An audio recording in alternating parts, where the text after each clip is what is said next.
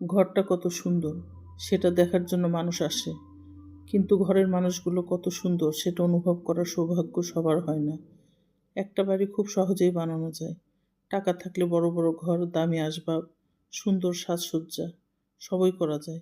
কিন্তু একটা শান্তির সংসার, সেটা টাকা দিয়ে কেনা যায় না। সেটা তৈরি হয় মানুষের ব্যবহার দিয়ে, মায়া দিয়ে, আর একে অপরের প্রতি সম্মান দিয়ে।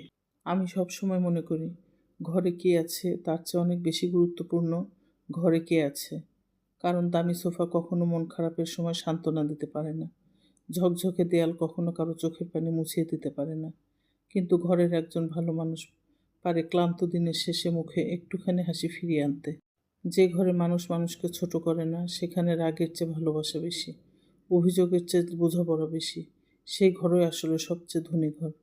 বাইরে থেকে হয়তো খুব সাধারণ লাগে, কিন্তু ভেতরে ভিতরে সেই ঘর ভরা থাকে সুখে, শান্তিতে আর আশীর্বাদে। তাই জীবনে বড় ঘরের স্বপ্ন দেখার আগে ভালো মানুষের ঘর গড়ার স্বপ্ন দেখা উচিত। কারণ সুন্দর বাড়ি মানুষকে কিছু সময়ের জন্য মুগ্ধ করে, কিন্তু সুন্দর মানুষে ভরা ঘর সারা জীবনের জন্য মনে শান্তি দিয়ে যায়। আর একটা বিষয় কি জানো, ঘরের সুখ কখনো দামি জিনিসপত্র গুণে মাপা যায় না। সুখ মাপা যায় সেই ছোট ছোট মুহূর্তগুলো দিয়ে, যেগুলো হয়তো বাইরে থেকে কেউ দেখতে পায় না। একসাথে বসে গল্প করা, কারো অপেক্ষায় থাকা, কেউ দেরি করে ফিরলে তার জন্য চিন্তা করা, এসব ছোট ছোট অনুভূতি একটা ঘরকে আপন করে তোলে।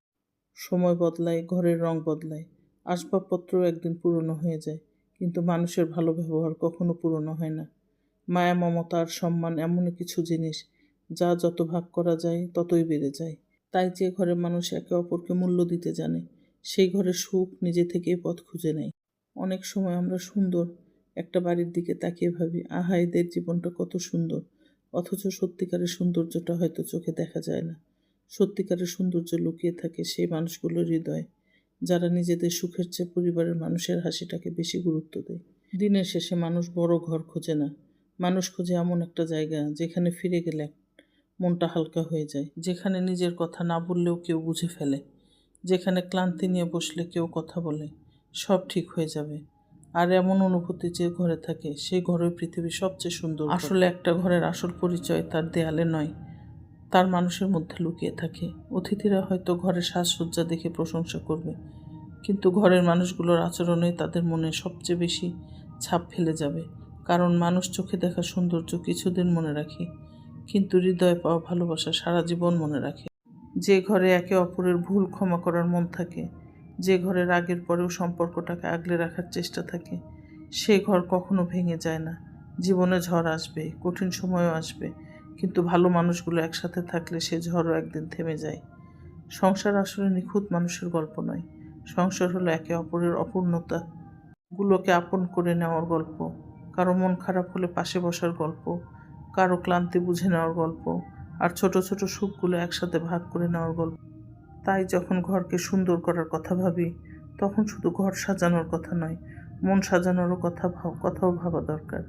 কারণ সুন্দর পর্দা, সুন্দর আসবাব আর সুন্দর রং একদিন বদলে যাবে, কিন্তু সুন্দর মন আর সুন্দর ব্যবহার একটি ঘরকে বছরের পর বছর ভালোবাসায় ভরিয়ে রাখতে পারে। আর এই কারণে আমি মনে করি, জীবনের সবচেয়ে বড় সৌভাগ্য হলো বড় বাড়ি পাওয়া নয়, বরং এমন কিছু মানুষ পাওয়া যাদের উপস্থিতিতে একটি সাধারণ ঘরও শান্তি, ভালোবাসা আর প্রশান্তির ঠিকানায় পরিণত হয়ে যায়। আর একটা বিষয় খুব গভীরভাবে অনুভব করি, ঘর তখনই ঘর হয়ে ওঠে যখন সেখানে থাকা মানুষগুলো একে অপরের জন্য আশ্রয় হয়ে দাঁড়ায়। কারণ পৃথিবীর বাইরে যতই কোলাহল থাকুক, মানুষ দিনের শেষে এমন একটা জায়গায় খোঁজে যেখানে তাকে বিচার করা হবে না, বরং বুঝে নেওয়া হবে। অনেক মানুষ আছে যারা বড় বাড়িতে থেকেও একাকী, আবার অনেক মানুষ আছে যারা ছোট ঘরে থেকেও ভীষণ সুখী।